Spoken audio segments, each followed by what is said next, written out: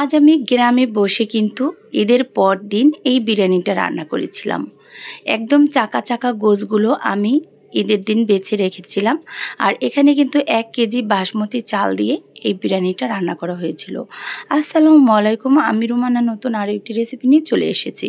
এখানে এখন আমি গোশটাকে ভালো করে ম্যারিনেট করে নিব। তো এখানে কিন্তু আমি গোশটা দিয়ে 1 চামচের মতো টক দই অ্যাড করে দিয়েছি, আদা বাটা, রসুন বাটা দিয়ে দিয়েছি, স্বাদ মতো লবণ, পেঁয়াজ কুচি দিয়ে দিয়েছি, বাদাম বাটা, পেঁয়াজ বাটা।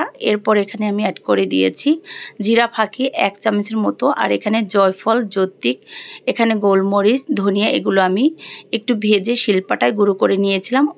তো ওখান থেকে কিন্তু 1.5 চামচের মতো অ্যাড করে দিয়েছি।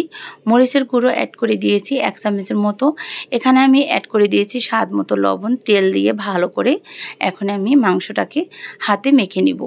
2 থেকে 3 চামচের মতো গুঁড়া দুধও অ্যাড করে দিয়েছি। তো সব কিছু দিয়ে কিন্তু আমি ভালো করে মেখে নিব। তো এরপর কিন্তু এখানে আমি ভালো করে হাতে মেখে নিয়েছি। এখন আমি এখানে টক দইটা অ্যাড করে দিব। আর টক দইটা কিন্তু বরফ ছিল, এর জন্য কিন্তু এখন আমি টক দইটা দিয়ে দিয়েছি। তো এখানে কিন্তু আমি 4 থেকে 5 চামচের মতো টক দই অ্যাড করে দিয়েছি। তো টক দইটা দিয়ে কিন্তু আমি আরও কিছুক্ষণ এভাবে হাতে মেখে নিব। তো মাখানোর পর কিন্তু আমি চুলায় বসিয়ে দিয়েছিলাম। চুলাতে দিয়ে কিন্তু ভালো করে এভাবে নেড়ে চেড়ে এখন আমি ঢাকনা দিয়ে রান্নাটা সেরে নিব।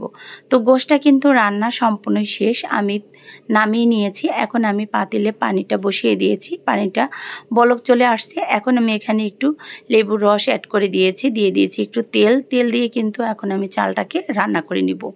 আর তেল আর একটু লেবুর রস দিলে কিন্তু ভাতটা একদম পারফেক্ট ঝরঝরা হয়ে থাকে। তো মাশাআল্লাহ আমার কিন্তু রাইসটা কিন্তু সম্পূর্ণ রান্না শেষের দিকে একদম ঝরঝরা হয়েছিল, আর দেখতে কিন্তু ভীষণ সুন্দর হয়েছে। তো এরপর কিন্তু আমি একটি ছাঁকনির মধ্যে ছেঁকে নিয়েছি। তো রাইসগুলো কিন্তু এখন আমি সুন্দর করে ছেঁকে নিয়েছি। তো এরপর কিন্তু আমি সুন্দর করে মাংসের উপর দিয়ে লেয়ারটা দিয়ে সাজিয়ে নেব। তো এখানে কিন্তু আমি কিছু আলুগুলো ভেজে রেখেছিলাম, আর এই বিরিয়ানির মধ্যে আলুটা দিলে খেতে ভীষণ মজা লাগে। আলুগুলো দিয়ে এখানে আমি কিছু আস্ত বাদাম অ্যাড করে দিয়েছি এখানে আমি একটু বেরেস্তা। তো সবগুলো বেরেস্তা এখানে অ্যাড করে দিয়েছি। এরপর এখানে আমি দিয়ে দিয়েছি গুঁড়ো দুধ। তো গুঁড়ো দুধটা দিয়ে কিন্তু এখন আমি সবগুলো রাইস উপর দিয়ে এভাবে ছড়িয়ে দিব। তো রাইসগুলো দিয়ে কিন্তু এখন আমি উপর দিয়ে কিছু বেরেস্তা অ্যাড করে দিয়েছি। এরপর কিন্তু গুঁড়ো দুধও অ্যাড করে দিয়েছি, দিয়ে এখন আমি কিন্তু দম দিয়ে বসিয়ে দেব চুলায়। তো এখানে কিন্তু একদম তাজা তাজা কাঁচামরিচগুলো গাছ থেকে ছিঁড়ে নিয়ে আসলাম। এখন আমি কাঁচামরিচটা দিয়ে ঢাকনা দিয়ে দম দিয়ে রেখেছিলাম। এখানে কিন্তু 15 মিনিটের মতো আমি চুলায় বসিয়ে রেখেছিলাম।